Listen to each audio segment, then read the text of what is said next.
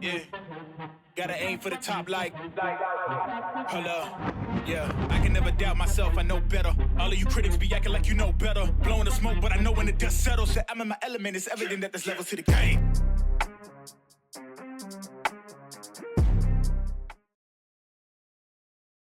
So what's happening, people? Welcome back to the Athletes podcast. Happy to have you guys back with us once again. And got Reid, co-founder and CEO of Athletes, and myself, Ryan Holmes, here to break down a couple of topics. And full transparency, we're going to make some different adjustments here to the show as we have some more topics. We discuss some things a little bit different with some segments and stuff like that.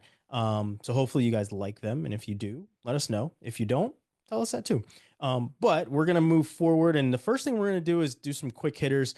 We each have certain things that we're paying attention to that we're not going to discuss in depth, but it's something that we want to at least make sure it's part of the show. And for my quick hitter to start our conversation today, I want to make it, I guess, kind of a shout out and kind of a I told you so type of a thing.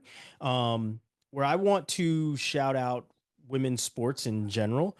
And right now we do have the Women's College World Series going on, as well as the Men's College World Series. And I am going to kind of tip my cap, so to speak, to the Women's College World Series. And that is because for the last, I want to say 3 years is what I looked up. The last 3 years, the Women's College World Series has has their viewership tops the men's, and they have outpaced the men's World Series. They're averaging, I believe it's whatever. Look at my notes here. The tournament is averaging 1.1 million viewers across ESPN platforms, which is up 25% year over year. So it's on the upswing even more, even with it, and it's breaking records. ESPN obviously is privy to these numbers, and as they are privy to these numbers and seeing what softball is doing, they up the ante with production, with obviously sponsorship value that comes from the viewership numbers continuing to raise, and they have drones. There's like 40 plus camera productions for this year. The finals numbers aren't out yet as it's still going on, and we do have a rubber match. Texas Tech and Texas are playing lights out. I know, Reid, you as a Texas alum, you're hooking them very hard right now, watching the women do what they do. But I wanted to make note of this because you are seeing it everywhere, right? Even the WNBA this year, their draft broke records where people wanted to see where's Paige Becker's going? Where are these top level women going to be playing at in the WNBA? And on a separate show, we talked about how there really isn't big market and small market anymore. Your big markets used to be your LA Lakers, used to be your Dallas Cowboys, stuff like that. Those will always be your big click drivers, as that is the as 90s kids, the Lakers and the Cowboys, and those are the teams that you root for, right? But when you truly look at it, those small markets are gone. And something that Shaquille O'Neal said when he was talking about Giannis Antetokounmpo, I know this is kind of a far reach from Women's College World Series, but it's showcasing that there are no more small markets because of social media, because of marketing, and because of the money that is being put into these efforts, right? So when you put the efforts into these sports, particularly women's sports, as we are seeing, the people start to show up and the numbers start to grow. And we saw that obviously when, Caitlin Clark was in college. We're seeing it now with Caitlin Clark in the WNBA, as a lot of those people, for whatever reason, have followed her, whether it's fanship or just vitriol, have followed her to the WNBA. But the investment into women's wrestling, into women's sports in general, it's starting to pay off. And we're seeing it over these last couple of years with the College World Series, Women's College World Series. And it is truly remarkable to see when you do put the investment there that these things do pay off. So, as I said, Reid, I know you as well as our friend Ches, who played for UT softball and has hit some home runs for UT softball and is a good friend of ours, is definitely rooting on for the Horns and wanting to see them make the take home a title as they unseated the four-time champ Oklahoma Sooners in the semi. So my quick hitter is, maybe this wasn't as quick as we wanted it to be, but my kickoff topic is investing in women's sports is paying off. We're seeing it in women's basketball. We're seeing it on a lower level in women's wrestling, as there's, I believe 45 states that now sanction high school women's wrestling. And obviously we're seeing it now with the Women's College World Series as they continue to outpace the Men's College World Series and break viewership records this year. We should have let you go second because that's yeah. It's such an awesome, like, optimistic outlook. I mean, I agree, man. Like, it's electric. I mean, the softball tournament so far has been like required viewing in our household, right? I mean, like Mhm. that, just spent a year at Texas Tech, but there is a little bit of love there. And then obviously, spending the lion's share of my time at Texas, I'm obviously personally invested in that. But to your point, I mean, it obviously shows other people are too. And you're right, man. The production value is huge. They've got this new awesome camera out in left field that like tracks home runs and like tracks Mhm. outfield balls and stuff. Like it's really fun to watch that sport grow. And I mean, kudos to the teams and to the women involved, like rising to the occasion, man. Like there's no, I mean, I don't feel like there's any slip in anything. Not that we would expect there to be, but like, man, like it's just another sort of proving ground of like, look, if you give us the opportunity to show you how cool this can be, we'll show you how cool this can be. And for softball being such a quick sport, in my opinion, as a baseball player, and a lot of the reason why I think a lot of people struggle to watch that sport long term, it's a blast, man. I've loved it. We're going to talk a little bit more about some of the money involved in some of that stuff later in the segment, but the reason why I said we should have let you go second is because my quick hitter is a bit of a bummer compared to that. More maybe just something on the horizon or something. But something that I think I've been trying to keep up with, or at least kind of had an eye on here the last, I don't know, couple weeks or so, something like that, is another piece of governance policy, whatever you want to call it, coming through the Division One layers that, in my opinion, would be page one news if House wasn't doing what House was doing and taking Mhm. forever and bringing us all the way up to the very, very end of this July 1 start date it's supposed to have. Basically, what has been proposed at the Division One level is a new governance policy or new governance structure that would essentially create voting on a board level as opposed to voting on a member level. And what that means is, based on the way the board is structured, essentially the Power Four conferences would get almost 70% of the voting power for Division One and Division One changes. And so if this goes through, theoretically, you're basically telling everybody who isn't in the Power Four in Division One that we don't care about your opinion and we're going to make decisions that fit us, the Power Four, and not you, everybody else who doesn't have the $200 million operating budget that an LSU or a Texas has. And so that means a lot of things. That could mean a lot of things. We could sit here and spend an entire episode speculating on what that might look like, but that's not our topics for today. So we're going to let it sit and see what happens. But I do think it's something that people should at least be aware of. Like that is something coming down the pipeline, whether or not this House v NCAA thing does whatever it does.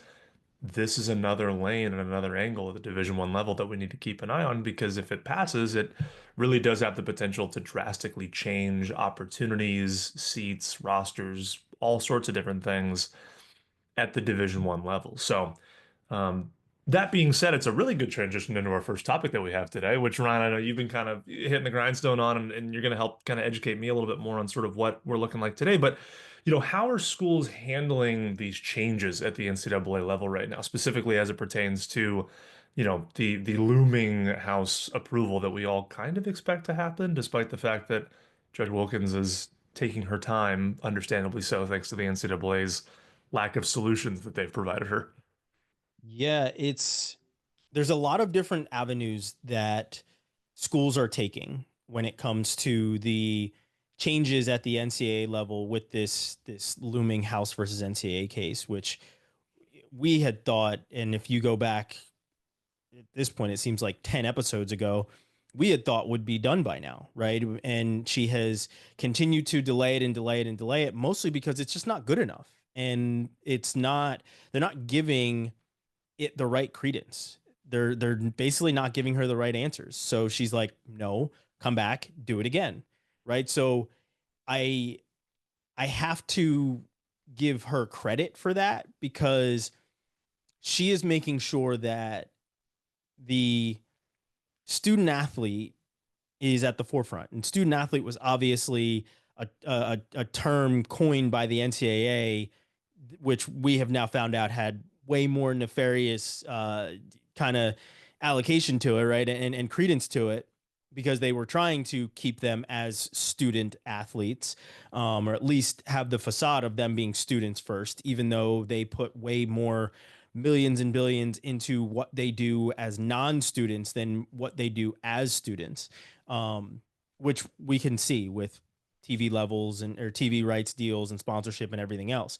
Um, but when it comes to how schools are handling the changes that are happening now or that are potentially happening in the future, we've seen a number of different things. And the first thing that we caught on to was the St. Francis University in PA changed from Division 1 to Division 3, or at least they're going to be making that change in 2026, where they're no longer a Division 1 school, and they've made that change because of the money factor that goes into it, and that being, that in and of itself of what they would have to spend and what they don't have to truly spend is what pushed them into, being a Division 3 school, right? Now they're not the only school. They're the only school that has done this in recent news. But there has been other schools that have done, at least one other school that has done it. Hartford did it in 2021, going from Division 1 to Division 3, and they also cited financial concerns when it came to why they made the move.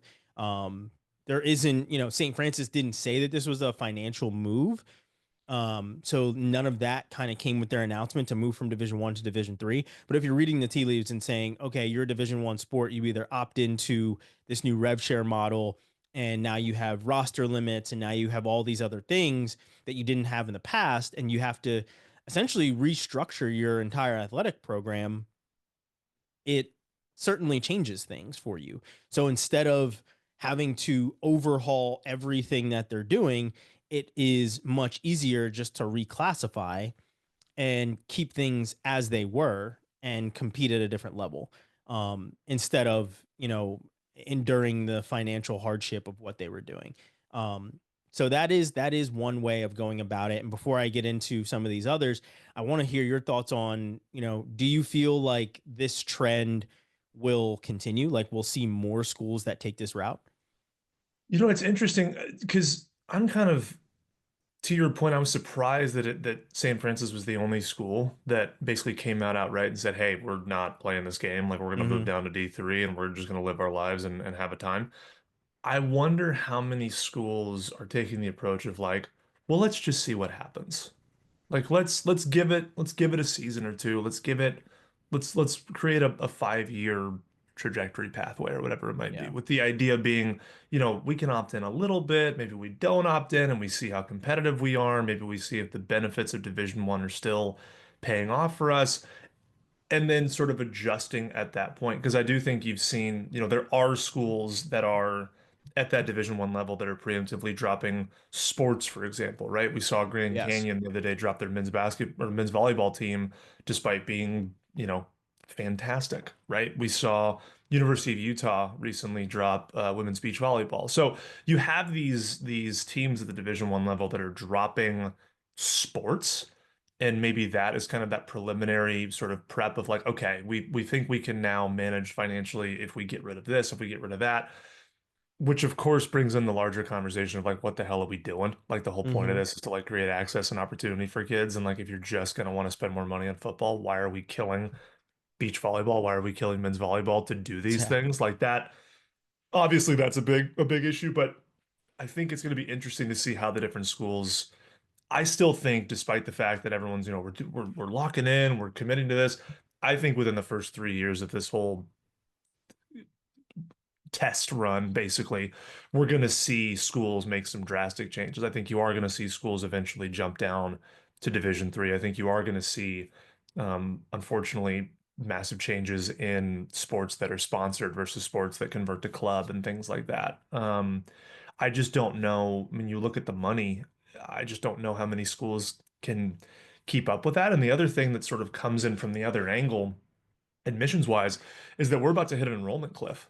We have a sizable population drop in college age kids coming up here in the next 1 to 3 years. And I don't think a lot of schools have, I think they're aware of it, but I'm not sure a lot of schools are wholly aware of how that's going to affect them specifically because they don't know where they fall in the market, right? If we Mhm. lose X percentage of kids that are willing to go to college in general, how many of those big schools are going to pick those kids up and retain those kids? And how many of these schools down here that are smaller and or less known outside of a local or regional area, how are they going to be able to compete in that market for those kids in general? So I wonder how all of that's going to come together. But to be honest, I don't think we're done seeing this thing sort of mesh, at least until 2 or 3 seasons into this whole thing, once it finally gets approved. That's my take on it. Yeah, yeah, and you know, to your point about schools being looking to drop sports, the Olympic sports are normally the ones that are on the chopping block in that regard, and something that the community that I'm part of, the wrestling community, very upset right now because Cleveland State is essentially dropping their wrestling program along with a number of others. And I believe there's maybe one other school that's going to be doing the same, but the big headline behind that is that Cleveland State's president just got a raise. So the craziness around, well, we're going to opt into rev share and we're going to drop sports to opt into rev share, but then our top administrator is going to be getting a raise of like $125,000 or something like that. So it's it's pretty insane. But the other avenues that schools are taking, so UMass is changing some things as they prepare. They've already allocated about almost 6 million for athletes in 2025 and 2026, with plans to increase that to 8 to 10 million the following year. Um, so the allocation of money is already happening. Like I said, it's happening with UMass. It's also happening with schools like Georgia, LSU, Texas Tech, who we talked about with the women being in the softball World Series championship finals. Obviously, their pitcher, first of its kind, the $1 million NIL deal. So things like that are already starting to be kind of pushed and changed, and you're starting to see them pay off. But these schools, like I said, Georgia, LSU, Texas Tech, they've already allocated that $20.5 million that is supposed to be coming in this House versus NCAA case of what can be allocated to these sports. And it's already been allocated for football and basketball players. So they're already prepared to do these things. And that is unsurprising of schools that are that large that do have these big sponsorship deals and are playing under the biggest and brightest lights when it comes to specifically football. When you look at Georgia, LSU, and Texas Tech, where Patrick Mahomes went, right? So you can certainly see that the efforts are already there to change these things and make the necessary changes where they need to. Um, so in that regard, it's unsurprising. But you also have to look at the giant that is making these changes. As I said, Georgia have played in how many national championships in football in the last couple of years, right? They have been at that national championship level. LSU also won a national championship in football in the last, what, 5 to 10 years, right? Like, these big power schools and power conferences are making power moves because they can right now. And that's how they're responding. That is how they are handling all of these things. It's not as drastic as changing from Division 1 to Division 3, but it's actually, I should take that back. It's probably more drastic when they're able to allocate that 20.5 million off the bat for these caps than it is to change your division. And in that same vein, just this year, at the beginning of the year, the NCAA changed their reclassification kind of rules around that, where you're paying a hefty bit to reclassify from Division 3 to Division 1 or from Division 3 to Division 2. They're trying to make sure that the schools that are less competitive, and I'm putting this in air quotes for those that aren't watching on YouTube, the ones that are less competitive on that Division 3, Division 2 level don't think that they're big enough to come up to that big boy level of Division 1. So they're basically making it impossible, because if they start to have a lot more shifting going on from Division 3 to Division 2, things are going to change drastically on that conference level. And we're already seeing conference realignment that's going along with this Division 1 to Division 3 level of alignment, as well as the rev share and everything else that you want to throw into this huge pot of NCAA gumbo that is ever changing every single day. So, lots of different types of responses to this. The last one is on more of a, I guess, political level, where Texas is, they passed a law which allows colleges to directly pay athletes for their name, image, and likeness. And that was, recent. And they had to do that because if not, they weren't going to be Texas. And then you saw how Texas football was at the top of the line, or at least close to the top of the line, when it came to NIL spending. And the only thing that I haven't seen is whether or not Texas specifically, and it's something that I want to dig into, has changed those rules for high school athletes. Because part of the reason why Quinn Ewers spent a redshirt year at Ohio State is because he couldn't stay in Texas and collect NIL money as a high school athlete.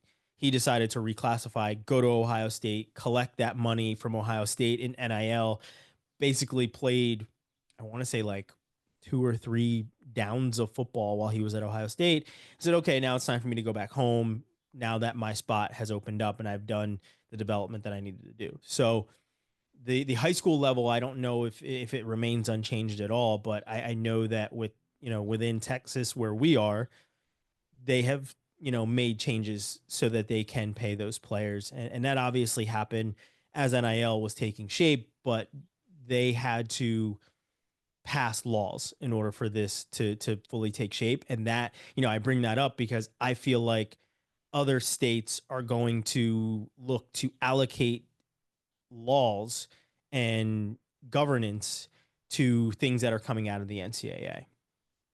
Yeah, I think it was like 5 days ago or something, or what. So Texas, their new legislation basically is you now as a 17-year-old can engage in NIL activity. And I think exactly to Bingo. your point, Ryan, it was to prevent melt effectively from kids going, oh, well, I'll just go over to Missouri. I'll move there for a year and I'll make my money and then I'll do XYZ from that point or whatever. So I do think it was is intended to kind of retain some of that talent in the state and kind of stay competitive. But it is so as it is with all of these things, right? I mean, it's almost like, okay, we've gone ahead and monetized the college age kids. Now let's just move it down one. Now let's just Mm-hmm. make sure we cover the high school kids. So who knows how far that snake is going to go as we start to talk about it. It felt a little bit crazy to talk about NIL with college sports 2 or 3 years ago, and we might be Yeah. sitting here on this podcast here in a couple of years talking about, the Dallas Stars elite hockey team and the 8U to 12U elite team getting incentives or whatever.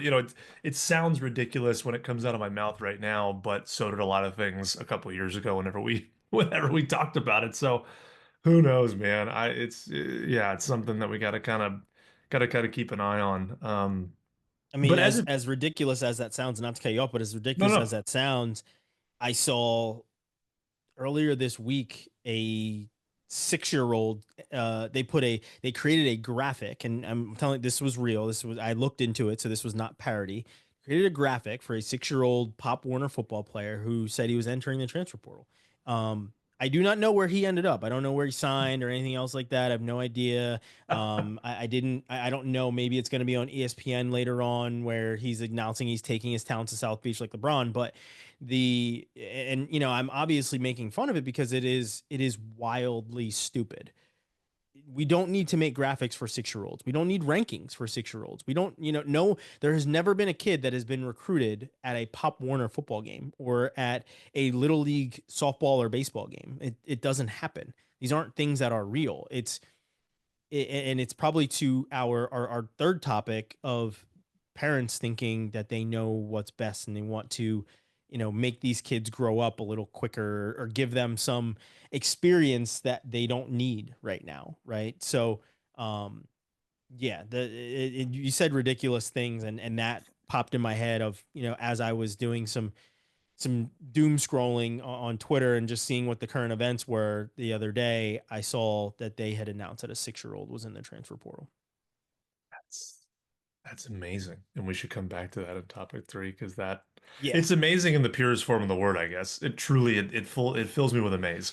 yeah, I yes, Gee, yeah, it oh my does. gosh.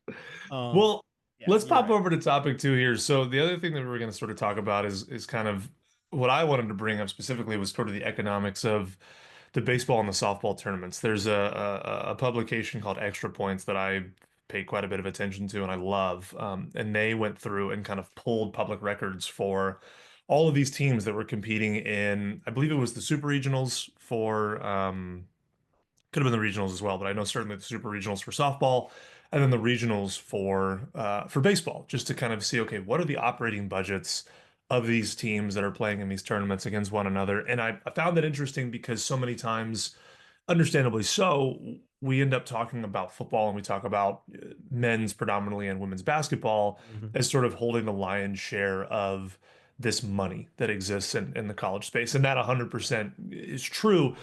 But I think it was interesting to see the economics of the baseball and softball tournaments, really even in context of just like what are the general operating budgets of these programs and what have they sort of built up within their own athletic departments to justify cost-wise, and then how is that affecting the overall competitiveness? And so I just wanted to kind of highlight a couple of ones that I had seen in there that were really interesting. So to be clear, when we talk about operating budgets in this sense, we're not talking about NIL deals. So we're not talking about the money actually paid to athletes. So keep that in the back of your head. That money is separate from the money that we're Mhm. talking about right now. The only one that's a little different is Najari Canaday. I do want to bring her up for Texas Tech because their operating budget is about half of what Oklahoma's operating budget was. Oklahoma operated at about 6 million, and I think. Oh no, I'm sorry, it was six. So uh, Texas Tech was operating about $1 million. Oklahoma was operating about $6 million. Texas is operating about $3 million. And so you have these huge disparities in operating budget for these teams. But then you throw in Najari, and she's got $1 million deal with Texas Tech. And so Yeah. even if you add that to it, we're still sitting underneath Texas and OU as far as competitiveness is concerned. But Najari's a wagon. So, I mean, that you Yeah. talk about like money spent and investment spent. I mean, good Lord. Like, she's probably, if she throws again tonight and wins, like, Texas doesn't deserve to win. You know what I mean? Like, that's just crazy to throw three Mhm. games in a row and then also carry the whole thing. Like, that's just unbelievable. But again, you look at that and you see, okay, Oklahoma is their budget is double the next most competitive softball team. And then we all look up and wonder why it was that they did a four-peat a little bit ago on the national Yeah. championship. And like, don't get me wrong, Patty Gasso and all the people there, they have proven that money's well spent whenever they put it in that program. That I mean, I don't know what deal she made with who, but it's unbelievable. Like Yeah. she's getting her money's worth, but it's obviously earned them up into a spending budget in Norman that other teams don't simply have. And I think you've seen that more one to one on the softball side. And then on the baseball side for the regionals, obviously, big programs, more money. Traditionally, that's gonna work. I just found it really interesting. So Murray State is the only baseball team with a budget under $1 million, operating budget under $1 million, that made it to a super regional. They're at about 850K, and had to by the skin of their teeth beat Ole Miss on a third game. Tried really hard to give it away at the end and managed to pull it out. But everybody else has an operating budget of over $1 million who's competing at a super regional, which we talk about this money in college sports, like it's all just, oh, it's money. It's not a big deal. You go talk to an admin about $1 million annually to have to allocate to any team. That's an investment, man. That's money that they got to spend. And so to your point, these big programs that can shell that out are able to sort of compete. And then you have your Murray States of the world who aren't quite at $1 million, but 850 isn't anything to scoff at. Yeah. That, I mean, you get into the super regionals and they are the Cinderella story so far. We're going to see what happens this weekend in the super regionals, but they are the team that everyone should be paying attention to from that perspective. The other one I wanted to point out was UTSA. So UT San Antonio, a system school of UT, my alma mater. UT has 10 times the operating budget, not including NIL money, 10 times the operating budget of UT San Antonio. And UT San Antonio beat them in their own regional that UT Yeah. hosted to move on to the Super Regional. So I'm sorry, we have two Cinderellas that we need to talk about on the baseball side for Super Regionals. But again, it's just this whole like when you look at the numbers and the disparity of spending between these programs, it just is it's fascinating to me. It's I think we forget that yes, obviously the lion's share of that money is going towards football, men's basketball, women's basketball. All of these sports take quite a bit of money to operate on an annual basis. That's why they're always sending out fundraisers. They're always trying to sort of fight for more cash or whatever it might be. And it's hard to, I mean, you see that make a difference in what kids are able to do. Like there's a have money will succeed is kind of how it comes out on that. But I just found it interesting. We always get to look at other sports and finally baseball and softball kind of have their moment in the sun right now for the end of May and beginning of June. And thought it'd be kind of fun to just sort of compare some of those programs against one another. Yeah, it's super interesting to me for a number of reasons, right? So looking at operating budgets and seeing what teams are how they're spending their money is always going to be interesting. And that's outside. I mean, I think the most interesting spending of money is obviously NIL money. Everybody wants to know who's got this deal, who's got what deal, how much money. I mean, I think they talked about Cooper Flag play basketball at Duke. 28 million in contracts in NIL last year, right? So that was a headline for most of the week. So NIL is obviously the top of the heap when it comes to collegiate spending. But when you look at what it takes outside of that spending of just paying players in this new world of college sports, the aspects of what is needed to keep the train on the tracks is always going to be interesting because, as you said, Murray State, 850K, UTSA, very low operating budget compared to UT, which is 10 times what theirs is, right? So, like, seeing how all of these schools continue to progress and everything else is reminiscent of a lot of the old school aspects of sports where the teams that were your old school, play on a dirt gravel type of field and, only have, maybe 5 basketballs for the team, or, the team has to buy their own cleats, which as a D3 player, I had to do, things like that, where it's kind of stitched together, right? And obviously, like I said, and you said the same thing, 850K is not a small operating budget by any means, but in comparison to these top of the line, big time schools specifically that are in the SEC, the money it's not equal at all. So it showcases the fact that the operating budgets in essence aren't always the differentiating factor. It's always going to come down to the support system and the systems that have been set up for these players. And again, not speaking of NIL, I'm speaking of coaches, trainers, facilities, stuff like that. That is, even though I'm sure UT has a phenomenal facility compared to basically any school in the country, the facility didn't much matter when people were picking up the bats and starting to swing them. And UTSA showcased that. Murray State showcased that by making it as far as they have. So, this topic obviously goes into what I started the show off with today is the numbers on the softball side are phenomenal when it comes to viewership. And in this day and age, viewership is what kind of trumps everything. Viewership is king in a lot of these ways. Clicks are king. Everybody wants to be the team that says we have the attention of the community. The community has to come to us if they want these things. And the viewership as well as the operating budgets at these schools, they go hand in hand. Don't think that they don't. They certainly go hand in hand because the operating budgets are propping up the systems around these players. These players are able to go out and perform, and when they go out and perform and they're enticing to watch, the viewership goes up, the clicks go up, the headlines start to multiply. So it is a bit of the follow the money type of factor, but it's certainly real, and we're seeing how these things are transpiring right in front of us. Everything is unfolding out in the open. There is no cloak and dagger anymore when it comes to, at least I shouldn't say no, but there's a lot less cloak and dagger when it comes to the NCAA sports. Well, and I think as we're kind of talking about it, it's making me sort of reminisce on the fact too of things that we mentioned in the previous topic of like, man, I love that I get to like Murray State didn't really even think about them until Yeah. 2 weeks ago. Not that they're not a great school, not that it's not a wonderful institution. I don't live near that. I'm in Texas. I know my regional places. I focus on those things. Obviously, I've got the teams that I cheer for.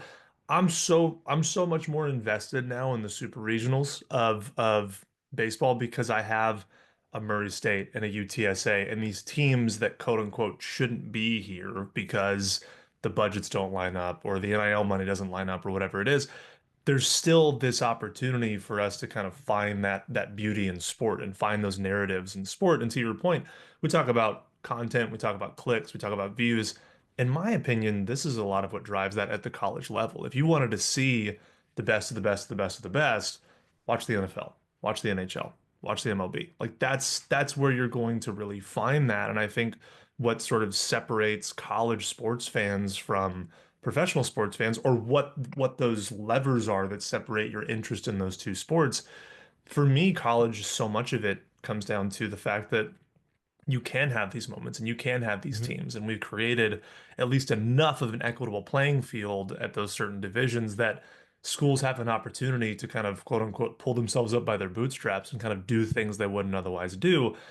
And one of the things that I get nervous about and that we've talked about, and we saw it a little bit on the basketball side, is like, what do we are we losing that if we kind of start to separate these budgets and expand it to such a degree that it can't happen, right? I mean, same with softball. I love you've got Texas that has been trying to win this dang thing for the last 10 years, it feels like. You have Oklahoma who's finally unseated as just the unequivocal champion. Not to say they won't probably be back there next year, but like they don't have a chance to win it this year. So that really drives that in. You have Najari who's doing what she's doing, and that's, bringing this team up that has never been to a College World Series final before and just essentially carry. I mean, team's great, I'm sure, but she's carrying that, Yeah. whole program up through the roots.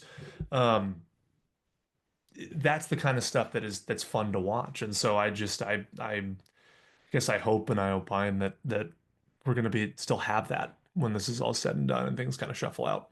Yeah, and the last thing I'll say on it before we move to our last topic is the investment that is happening is you're starting to showcase, it's starting to be showcased on many levels. And I mentioned that this resonates for multiple reasons before.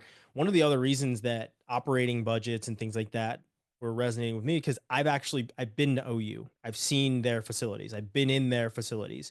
And one of the questions that I asked, because and I wish I had my OU jacket on that I got from there, but they, when you're there, you're there as a journalist, and you're we were there covering the wrestling team and doing a trip with the wrestling team, and they give you really cool gear, and you know, you get very different gear from different places. And over my 15 years being a journalist, I have a lot of stuff. But the one at OU sticks out to me because as we're on our way there, I get a text from the coach and he's like, who's coming with you? One.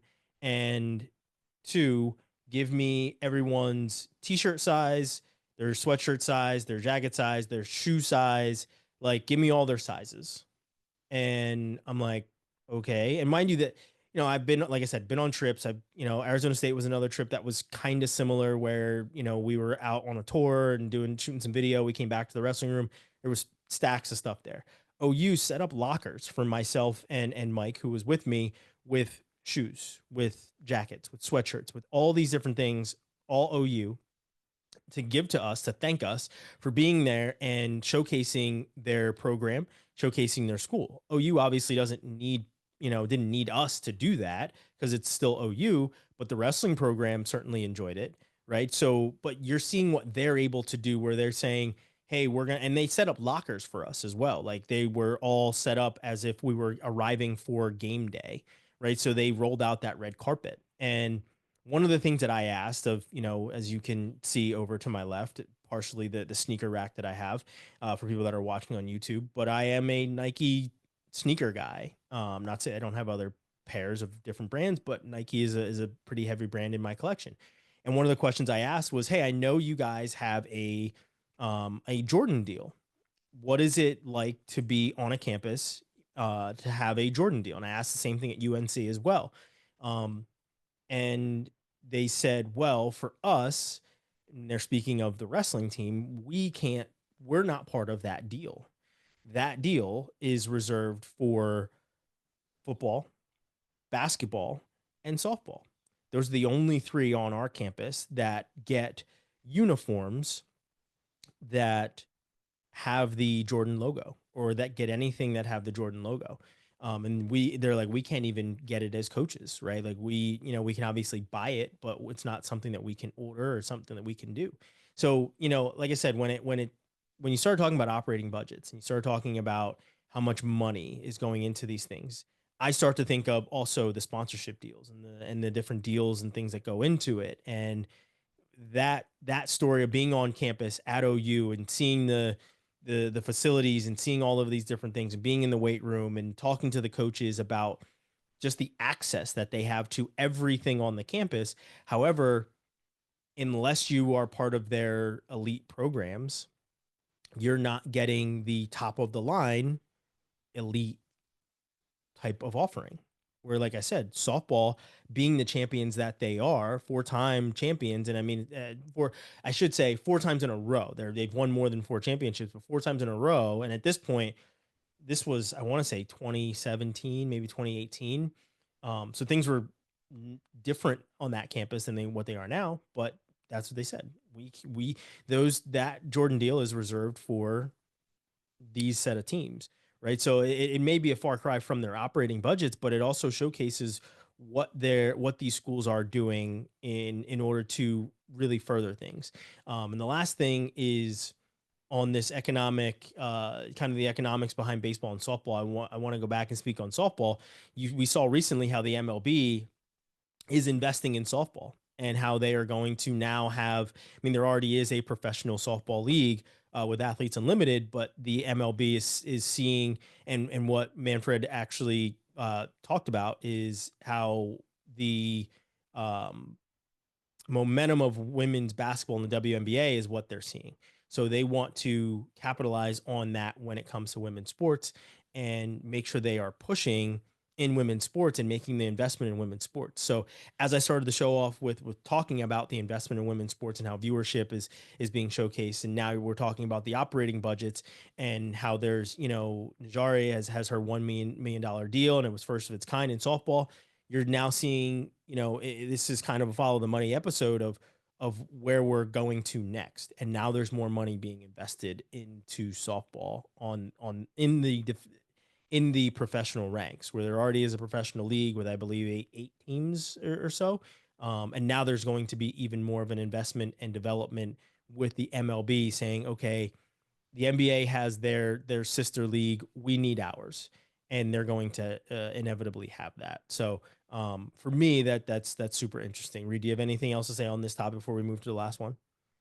No, I think we've covered everything that I can possibly cover on that. But this next Yeah. topic, I certainly have some opinions on. Yeah, and it goes back to the conversation we had with Dan Chamberlain. We were talking about youth sports with Dan, and Dan gave us incredible insight. And we posted a lot of clips and things. I love the intrinsic versus the external motivator conversation that we had during that. But this last topic is about helicopter parents, and in that conversation with Dan, we talked about certain things like this. Um, but the one of those things that stood out was how he said that at some point we decided as adults that kids organizing themselves to play a game was no longer sufficient. And mostly because there were obviously kids being left out and they didn't want kids to be left out. So they decided to come in over the top and regulate these things. And now when you look at, and that's most likely being left out of the Sandlot games, not so much the structured youth sports, but they moved from the Sandlot into structured youth sports and said, we want to have this type of experience for our kids. We know what we had when we were in college. Maybe if we take the training and the knowledge that we had as kids or as adults or as players on the college level and start to give it to the kids at the Pop Warner level, the youth level, they'll be further along than we were when we get there. The problem with that is that you're not the only parent that is thinking of this. That is happening everywhere. And as I go back to a number of times on the wrestling level, I see this because your Olympic champions are now in the same rooms with your up and coming kids that are at the youth level. And your Olympic champions are coaching their kids that are at the youth level. So they're getting higher levels of training. But it's very different than being a helicopter parent where they aren't, where like we said, it goes back to that sandlot of kids being left out and parents not wanting to have their kid have a bad experience on the playground and wanting to structure that. Reid, your thoughts? You know, I agree with you. I really enjoyed Dan's perspective on this and him coming from, a youth sport background, being in the trenches. It was really interesting to hear his Mm-hmm.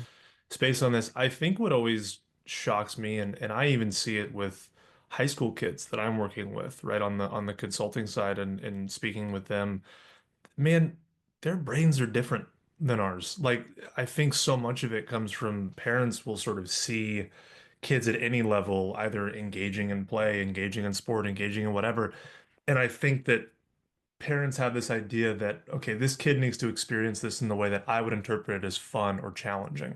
Mm-hmm. And that just isn't the case for a 7-year-old, an 8-year-old, a 9-year-old, a 15-year-old. Like there's different standards of what satisfaction looks like in those spaces. And I think you have to be willing to give kids the space to figure out what that looks like for them and what it is and how they want to be involved. If you teach somebody how to think and how to work and how to act and how to approach something for so long, if that doesn't align with that kid's base principles or that kid's base interests, like you're just going to start burning that wick at both ends. And I think that's where you see a lot of that chafing and a lot of that burnout that we find is that kids have this understanding that they have to engage in sport or engage in something that they enjoy in the way that their parent wants them to engage in it. And I Mm-hmm. think anybody who has been around a child, has a child, aunt, uncle. I mean, it's almost as if the second you tell somebody how to enjoy something or how to have fun, it loses that sparkle in there, right? It just, for whatever reason, it doesn't allow you to kind of explore things the way that you want to explore it. And so it's this irony because I do think parents I think 99 times out of 100, parents take this approach because they love their kids so freaking much.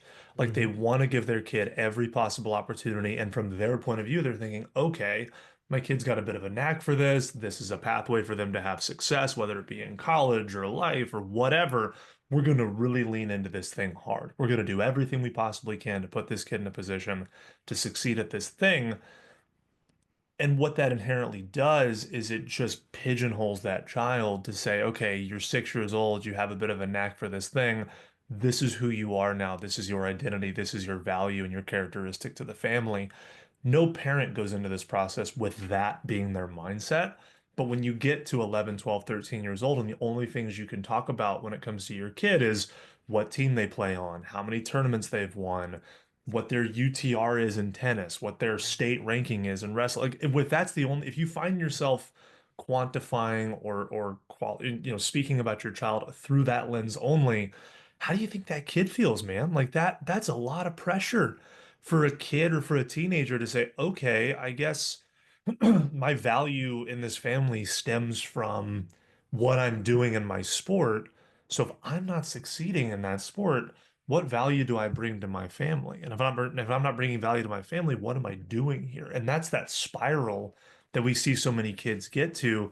So even when I talk to kids, when they're 14, 15, 16 years old, the number of kids that I work with that hit 16, 17 years old, they've gone through this whole process, they're going through the recruiting process, and finally they just basically build up the courage to tell me, like, I don't like this as much as everyone says I like this, but I feel like I Yeah. have to do this. Yep. Like, is there something else I can be involved? Can I do this in a club capacity? Can I do this intramural? How do I talk to my parents about not wanting to do? I mean, like, that's what it sort of builds itself to, and we see it over and over again. And so, it's this weird catch-22 where you kind of have to encourage parents to, like, you have to be the adult in the room. As ironic as that sounds in this conversation, like, you have to be the one that sees the forest for the trees and understands, okay, we love this thing, but you think back as an adult when you were 7 years old. I loved dinosaurs and Yeah. cars. Great. They're fun. Enjoy them. Yeah. Not a thing I do today has to do with dinosaurs. I don't know what.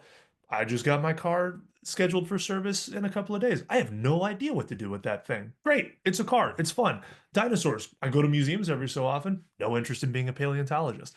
So, like, Yeah. if I had to be tied to that thing that I had a knack for, or I enjoyed when I was that age, where the hell would I be today? Like, not at all where I was supposed to end up inevitably. So that's my sort of initial soapbox on this whole thing is the adults need to be the adults in the room when it comes to this kind of stuff. I'm curious Yeah. kind of what your take is on it. Yeah. And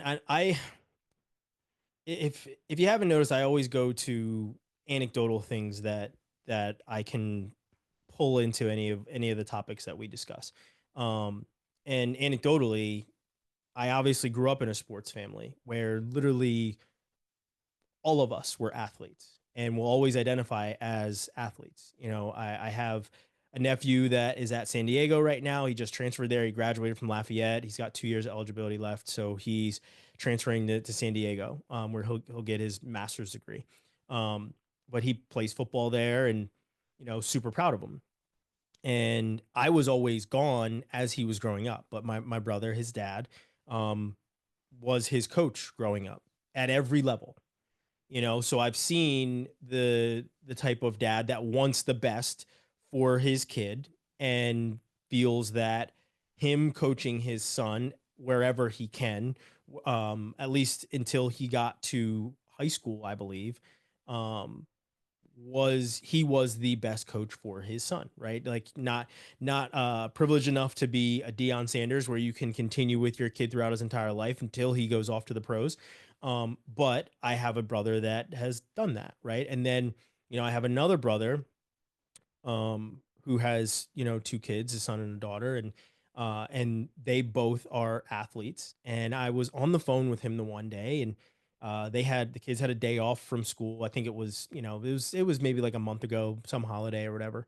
Um, and I was on the phone with him as he was driving home, and he walks in the house, and the kids are sitting there on iPads, and he says, and today is literally their last day of school. They're in third grade and in fifth grade, and he says to both of them, put the iPads down, go outside. I don't care what you do, but you're not staying in this house all day. Go outside. And it was just like one of those things of remembering how we were raised. Obviously, we didn't have all of these cell phones and stuff like that. We obviously had video games and things that we were tied to, but we also had to go outside in order to have fun. And it was like, all right, you've been playing the game long enough, go outside. I'm tired of hearing you. I don't want to see you, whatever else. And that was what it kind of reminded me of was how we grew up. And he is also a football coach for his son, but only because they asked him to be.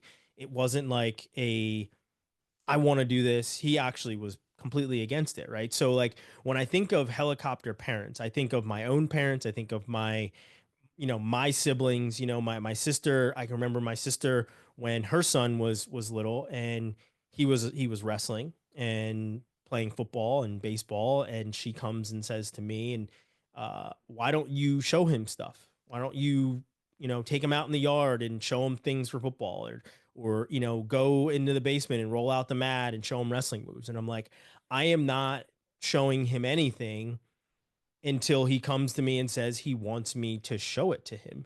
Forcing any of my knowledge onto him at any point is stupid if he's not asking for it. It's starting to make him think that this is how our relationship will be. And that's not what I want. I want him to be able to come to me with literally anything. If sports is what we talk about, then sports is what we talk about, but it doesn't have to be that, right? And I didn't want to assign that kind of value to it. So, like I said, my family is obviously a very large athletic family, and it's what we've always done, and it's how we've communicated. But as we've gotten older, that obviously changes, but like that is kind of the first introduction that we have to each other, is watching, my cousin win all these district track titles and all these state track titles, and, watching my uncle box and, become the heavyweight champ of the world, and, watching my brother on the football field or on the track, or, all of these things all circulate around sports. And at no point do I remember my dad saying, or my uncle for that matter, who was a professional athlete, ever saying, I know better than your coach. Come over here and we will do XYZ, and I will really truly show you this, that, and whatever. It was us seeking it out because they wanted to see from us that we were invested in it. And I feel like today, that's probably a long walk for a short drink of water, but I feel like today parents are saying, I want to be able to have something with my son or daughter, and I'm going to put them in sports, and I'm going to make them do it because all the things that I was taught growing up are, they all came from me being on the field. They all came from me, being with my teammates. And while that may be true, and while it is I will always say that sports is a great foundation for life and perseverance and loss and ups and downs and handling emotions and everything else, it may not be the best avenue for every kid. But there are a number of parents who think that their kids need the experience that they had, and it doesn't always, or an experience that they didn't have, where they start to, as I said, 6-year-old in a transfer portal. Where's he transferring to?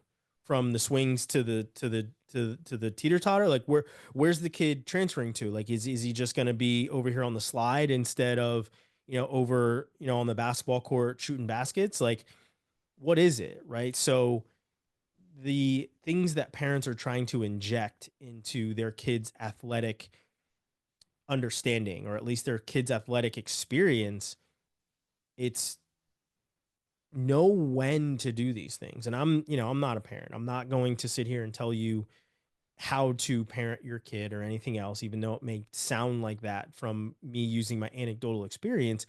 But when you truly look at how kids get burned out, or how kids just say, I don't really want it anymore, or the parents that are yelling at the ump. One of my favorite video clips is the ump that cancels the baseball game, the Little League baseball game, because the parents are yelling at him, and they ask him, do you feel like a big man now? And he's like, no, do you feel big? You just ruined this for your kid. And it's just like, more umps and more refs need to take that control, because parents, like I said, they're trying to inject an experience into their kids' lives that they either had or that they didn't have, instead of just supporting them and saying, you can be a high level athlete. And when you put in the work, you can do some very great things. I was fortunate enough to play college football. There's a very small margin of people that can do that at any level. You were fortunate enough to be on a pitcher's mound on a Division I baseball field. Very small margin of people can say that, but it didn't come from parents that just wanted to inject themselves into every aspect of your sports life. So while I'm sure there are going to be a number of kids that can pan out from the helicopter parent, there's probably even more that pan out because they fall in love with sports and realize that it takes hard work to get there, and they seek the help and support to get it there. Not the parent saying, hey, my kid is good, I'm going to get him a trainer, we're going to do extra laps, we're going to do extra push-ups, we're going to do extra this or extra that. Allow the kid to fall in love with the sport, and he'll seek that out, she'll seek that out. and the proof is there. I mean, you don't hear a lot of players saying, "Yeah, my dad was the roughest on me as a 5-year-old." No, you don't see that, right? So, I'm sure that things that I probably said can anger people, whatever else, but like the more you allow kids to just be kids and fall in love with sports and fall in love with the things that they experience and have true experiences, certainly manicure them, protect them, give them the things that they didn't have, but also remember you don't have to just like hover and just inject yourself into everything. There's something to be said for the fact that growing up, our parents didn't know where we were for most of the day. We didn't have cell phones and we didn't have communication to do all of those things. We were able to experience things and we turned out, just fine in that regard.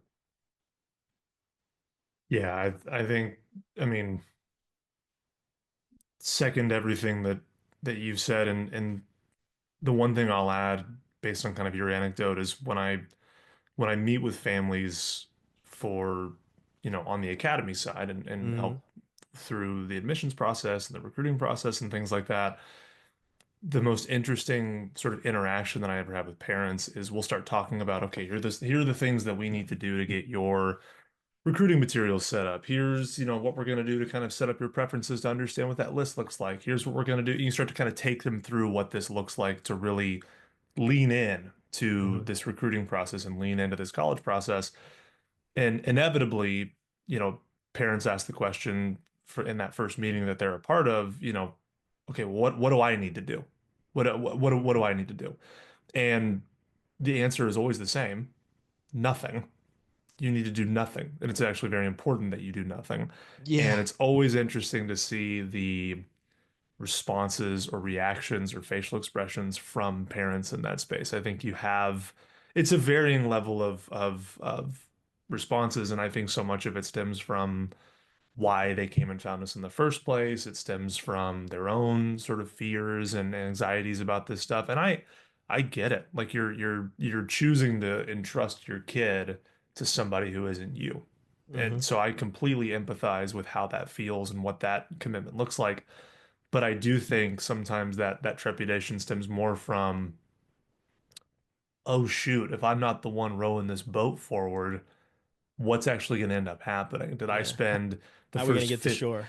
Yeah, like did I spend the first 15 years of this kid's life trying to get him to X school or Y program or whatever it is or her? And I think a lot of parents are scared to see what actually comes out of the end of that. Mm-hmm. And I understand that because you probably had an expectation of what that was going to look like at a certain point when you started working with your kids. But at the end of the day, man, like there's got to be a level of trust and lean in on that of just like your kid's your kid. Like if they don't want to do this and they're not motivated to get this done, like you can't will them to that. When they get to college, you're not there.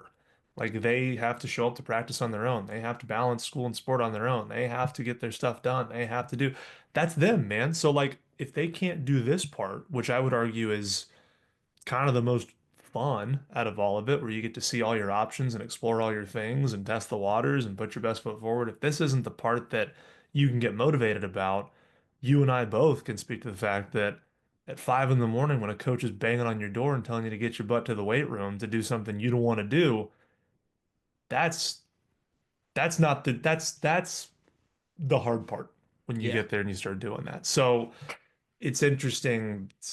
I wish more parents were more comfortable in that conversation, just saying, okay, great. That's at this stage of life, that's where I'm supposed to be. I'm supposed to step back now and I'm supposed to let my kid sort of blaze the path that they want to then blaze on. I've done what I can do as a parent. So it's it's it's interesting. Certainly is. And the last thing I'll say is for anyone listening or watching or whatever else, go listen to our previous show with Dan Chamberlain, where he gives great insight and great perspective into all of these things as somebody who is um, coaching at that youth level and has been part of a lot of great programs to learn and teach and also be a dad at the same time. And I loved how he said, I pay for my kid to lose and to learn how to lose and to learn how to navigate the many facets of sports. not just to be on the best team and be an all-star.